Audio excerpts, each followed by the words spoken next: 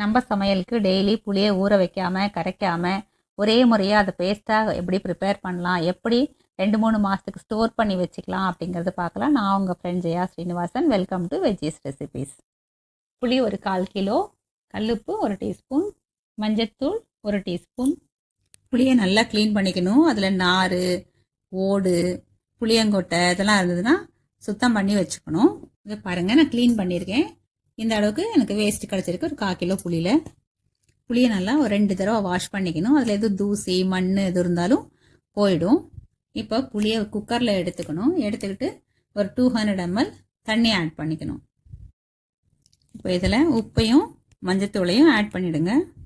இப்போ குக்கரை மூடி மீடியம் ஃப்ளேமில் 3 விசில் 3 விசில் வந்துடுச்சு. ஸ்டவ் ஆஃப் பண்ணிடலாம். ஸ்டீம் ரிலீஸ் ஆகிடுச்சா செக் பண்ணிடலாம்.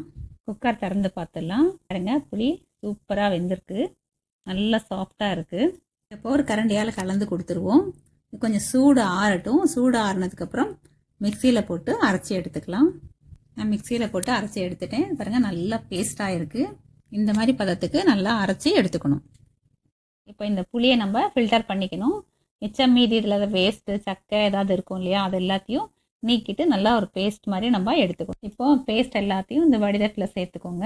நம்ம காய்கறி வடிகட்டுறதுக்கு யூஸ் பண்ணுற இந்த வடிதட்டு கூட யூஸ் பண்ணலாம். இது இன்னும் கொஞ்சம் ஈஸியாக இருக்கும், கொஞ்சம் பெரிய ஹோல் இருக்கிறதுனால. கரண்டியால் நல்லா மிக்ஸ் பண்ணி விடுங்க.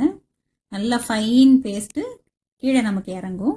இதோட கூட அந்த பெரிய கண்ணு உள்ள காய்கறி வடிகட்டுறது ரொம்ப ரொம்ப ஈஸியாக இருக்கும். நீங்கள் அதில் ட்ரை பண்ணுங்கள். இதை நீங்கள் கண்டிப்பாக ட்ரை பண்ணி பாருங்கள். நம்ம டெய்லி யூஸ் பண்ணுற சாம்பார், ரசம், வத்தக்குழம்பு, புளிக்காய்ச்சல், சட்னியில் ஈவன் நம்ம கொஞ்சம் கொஞ்சம் புளி சேர்த்துப்போம். இந்த மாதிரி எங்கெல்லாம் உங்களுக்கு புளி தேவையாக இருக்குமோ எல்லா இடத்துலையும் இந்த பேஸ்ட்டை நம்ம யூஸ் பண்ண முடியும். சாம்பார் ரசத்துக்கெல்லாம் நமக்கு தேவையான அளவு இந்த புளி பேஸ்ட்டை எடுத்துக்கிட்டு கொஞ்சம் தண்ணி கலந்தோன்னா அந்த புளி தண்ணியாக மாறிடும். அதுக்கப்புறம் நம்ம ஆஸ் யூஷுவல் அந்த நம்ம ப்ரொசீஜரை நம்ம ஃபாலோ பண்ண வேண்டியதான். இப்போ புளிக்காய்ச்சல் அப்படின்னா ஆல்ரெடி நம்ம இன்ஸ்டன்ட் தாளிப்பு நம்ம சேனலில் கொடுத்துருக்கோம். அதை நீங்கள் பாருங்கள். அதை போட்டுட்டு ப்ளஸ் இந்த புளி பேஸ்ட்டை போட்டு மற்ற பவுடர்ஸ் நம்ம போட்டோன்னா டக்குன்னு ஈஸியாக புளிக்காய்ச்சல் முடிஞ்சிடும். வேலைக்கு போகிறவங்களுக்கு, காலைல பிஸியாக இருக்கிறவங்களுக்கு இது ரொம்ப ரொம்ப ஹெல்ப்ஃபுல்லாக இருக்கும். கண்டிப்பாக நீங்கள் இதை ட்ரை பண்ணுங்கள். ட்ரை பண்ணி பார்த்துட்டு கண்டிப்பாக கமெண்ட்டில் சொல்லுங்கள். சேனலை கண்டிப்பாக சப்ஸ்கிரைப் பண்ணுங்கள். மொத்த பேஸ்ட்டும் எடுத்ததுக்கப்புறம் நமக்கு எவ்வளோ வேஸ்ட் கிடச்சிருக்கு. இதுலேயும் கொஞ்சம் புளி இருக்குது. இதை நீங்கள் டெய்லி கொஞ்சம் கொஞ்சம் கரைச்சியும் யூஸ் பண்ணிக்கலாம். இல்லை ஏதாவது பித்தளை பாத்திரம் தேய்க்கிறதுக்கு யூஸ் பண்ணிக்கலாம். இப்போ இந்த பேஸ்ட்டை ஒரு கண்ணாடி பாட்டிலில் ஸ்டோர் பண்ணி ஃப்ரிட்ஜில் வச்சுக்கிட்டிங்கன்னா இது 2-3 மாதம் வரைக்கும் நம்ம யூஸ் பண்ண முடியும். நமக்கு எவ்வளோ தேவையோ அவ்வளோ எடுத்து யூஸ் பண்ணிக்கலாம். ஃப்ரிட்ஜிலேருந்து தேவையான அளவு எடுத்துக்கிட்டு உடனே ஸ்டோர் பண்ணிவிடுங்க.